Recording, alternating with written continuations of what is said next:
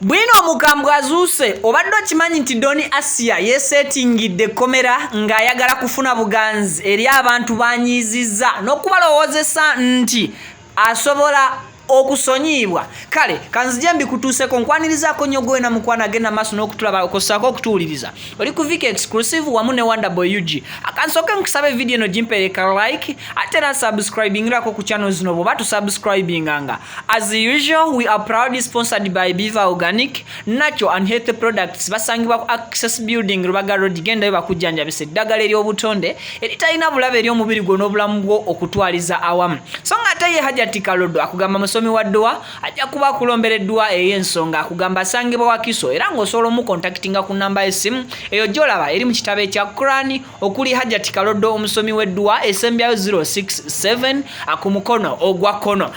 Muyinza okwebuuza lwaki Viki olunaku olwayo tebateereddeeyo video. Alwansonga mikwano mbadde ne project gye nkolako ey'omukyalo oli naye ebyo si bye byandeese nja kuba mbibawa mu maaso awo. Kati tudde ku Doni Asia.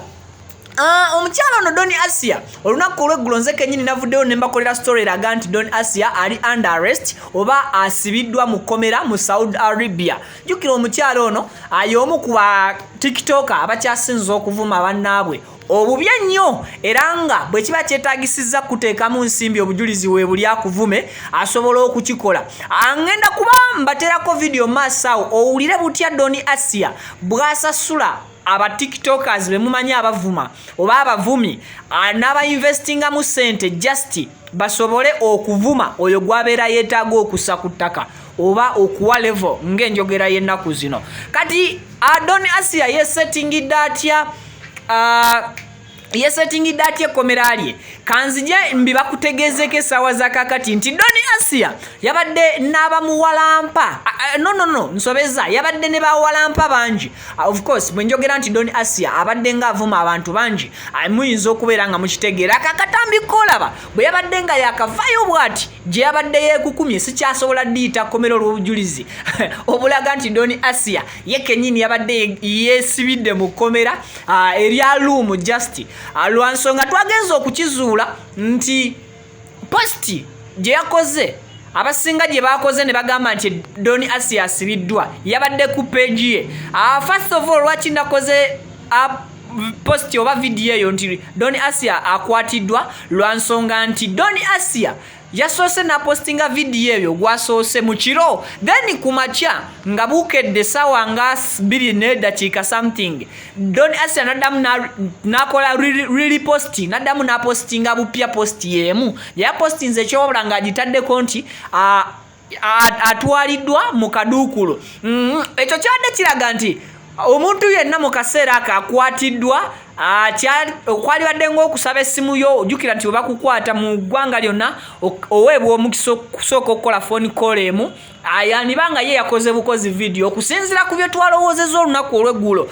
Wabula kizuuse nti Doni Asia yabadde mu muzigo oba mu luumu nga ali ku ssimu yanyiganyiga ng'era alaba lwansonga nti abaalabye sitatasi ze Doni Asia yapostinze ne ku status ye bw'oba olina contact ye olunaku olw'eggulo nga ali kulaga ali ku WhatsApp ali active. Jjukira nti WhatsApp ye yennyini yagenda maaso n'okubeera nga agyeddukaniza. Eyo y'ensonga nnamba emu eraga Doni Asia nti yeyesetingidde kkomera. Anne ensonga ey'okubiri lwaki Doni Asia yandibadde yeewagika mu kkomera eritaliiwo nga just mu muzigo gwe yagadde ozese bazze ng'atuusaako obulabo obuvune lwa kigambo ky'obutemu. Ekigambo ky'obutemu bakadama abasalwamu ensigo ati ekyasinza okumuviirako obuzibu lwansonga nti waavuddeyo abantu bangi nnyo ne babeera nga bamuvumirira n'okwagala okumuteekera ddala mu kkomera ebyaddala. Ekikirizo bagaana Doni Asia kino ekintu ky'okugamba nti agenda kuvaayo atta omwana.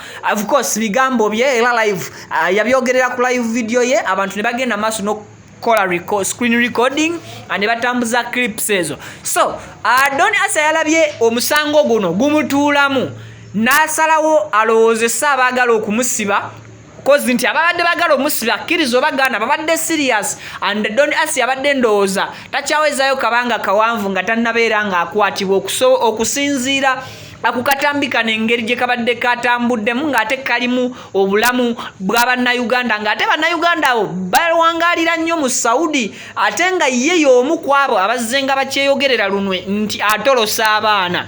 Kati mu kubeera nga atolosa abaana okikola mu ngeri y'okumenya amateeka. Oyingirira companies ezitwala abaana ogwo musango toyina license ekukkiriza kugaba abaana mu biyumba gy'obagaba. Kyakubiri ekyo kyakubiri ogwo musango. Then ekirala gwe kennyini naawe oli mutolosi ogwo musango mu ggwanga eddala, which means nti Don Asia bwe yatudde ku makya n'abalaabalamu actually mu kiro n'agamba kati amazima gali nti kanneekuba ekkomera mu kazigo kange. Wabula olubadde okuvaayako ka video kolaba nga atandikira ku mwana muwala Ashakama. Ashakama abasinga mu mumanyi ono omwana omuwala akola skits ze mu lulimi olusoga. Era nga wano we yavuddeyo n'amutaginga n'amugamba nti Ashakama, stay away from runaway maids cause you were among them. Mucho nti Ashakama beera wabbali w'ensonga zino ez'abaana abatoloka mu biyumba lwa nsonga wali omu ku bo. Jjukira Ashakama yakomawo wano e Uganda. Kati ku nsonga eno yennyini nga nkuwa katambi kano by the way okewulirireko. Ashakama atayina lutalo ku Don Asia. Wabula nga mwennawe mukimanyi nti Don Asia ayina olutalo ku ba tiktokers abalala. Mwalabako waneno Mina omwana muwala amanyiddwa nga Muna 256 nga blockinga Don Asia. Don Asia najja n'akola live ne videos endala nga 3 ng'akaaba agamba Muna lwaki wamblockinze, Muna lwaki wamblockinze, lwa nsonga nti ayogeranga ebijweteke ku Muna ate nga avaayo alaga ayina bwino asobola okukosa Muna.